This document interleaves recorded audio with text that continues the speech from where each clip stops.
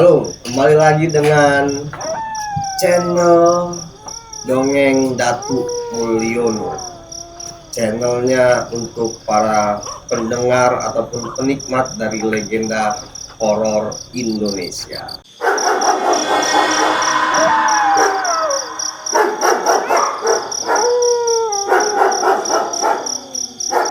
Kali ini ada cerita horor berjudul Main di Bawah Pemandian Jenazah. Langsung aja kita mulai ceritanya. Suara pengumuman dari pengeras masjid terdengar ke seluruh Jagabaya. Seorang datuk meninggal dunia pada gerimis. Semua yang berduka bersiap menuju rumah almarhum.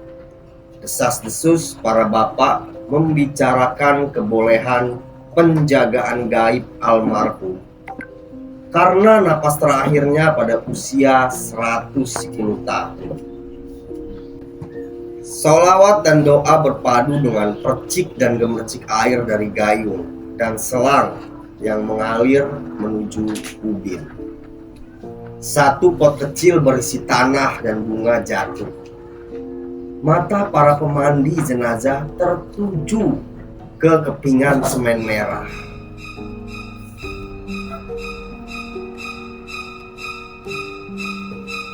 Angin bertiup, daun mengayun. Para keluarga sibuk mengkafankan jenazah. Seorang bocah lelaki yang belum mengerti bermain di bawah tempat bekas pemandian jenazah. Sosok bertubuh besar dan berbulu tebal memperlihatkan mata merahnya di sudut halaman belakang rumah tempat memandikan mayat tersebut. Anak kecil yang sedang bermain petak umpet yang bernama Adista menangis. Suaranya sampai ke kamar tempat meletakkan jasad kakeknya. Tempat itu berjarak 10 meter dari Adista. Fokus semua orang yang ada di rumah itu dan yang baru datang pun terbagi. Ada yang berupaya menyadarkan Adista, dan ada juga yang tak fokus membaca surat Yasin serta berdoa. Ayah Adista menolak keinginan neneknya, Ajis, seorang dosen kimia. Tak ingin anaknya justru seperti sungai terkontaminasi. Ibunya Adista yang seorang ahli fisika mempercayai ilmu metafisika juga. Namun penentu kebijakan tidak mengindahkan permohonannya. Meski orang-orang mengetahui ilmu hitam datuknya Adista.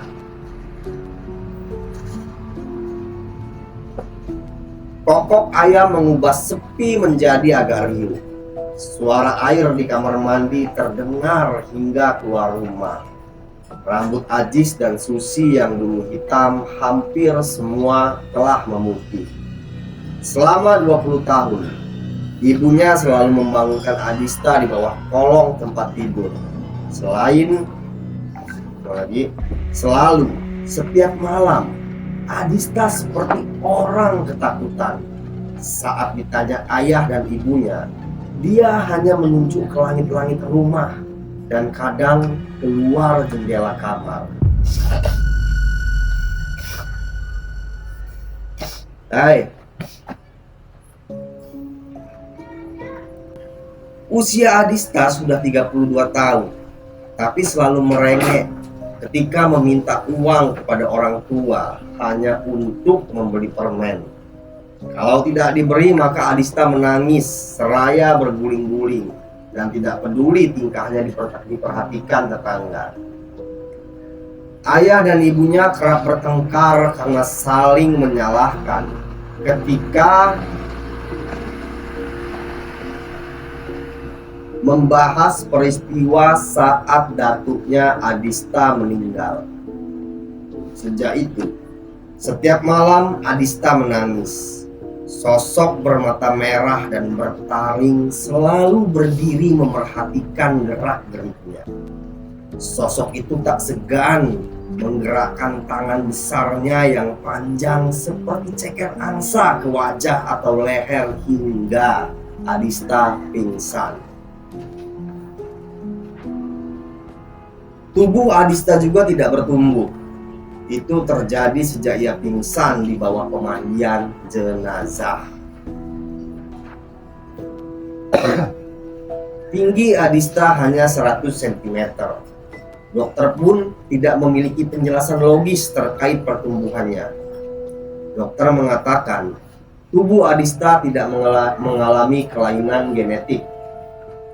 Seorang lulusan pesantren yang baru mengontrak di depan rumah Ajis dan keluarga melihat keanehan tiap memandang Adista yang bermain dan berbicara sendiri. Ketika mendekatinya seraya merapalkan ayat-ayat suci, Adista menggeram seraya menunjuk kedua mata Iwel. Iwel yang kaget pun menghentikan langkahnya ketika Adista menjerit dan berguling-guling di tanah. Kepulan asap hitam keluar dari tubuh Adista. Iwel mengatakan perasaannya kepada Susi setelah meletakkan Adista di kasur. Namun, Ajis masih bersikukuh pada pendiriannya. Dia tak ingin sang anak justru terkontaminasi. Tidak ada alasan bagi Iwel untuk memaksa Ajis, meski dia tahu yang sedang dialami Adista, bujang lapuk yang pertumbuhannya terhenti karena ketindihan Gundurwo. Di ruang tamu tempat tinggalnya, Iwel menikmati secangkir kopi sebagai penghangat ketika mempelajari kitab suci di bawah bulan yang tertutup awan. Ketika baru seteguk, Iwel mendengar suara benda jatuh di atap rumah Ajis. Iwel merebut kopi yang masih cukup panas. Dia letakkan kitab suci di atas lemari yang tingginya seleher. Ketika dia membuka pintu, tangan besar berbulu tebal menepis. Iwel panik. Iwel panik karena dari kaca dia seolah melihat Adista yang rebah tapi melayang di atap rumah Ajis. Bayangkan, geraman Gundurwo memaksa Iwel menutup dua telinganya. Rumahnya seolah berada di atas tanah bergerak.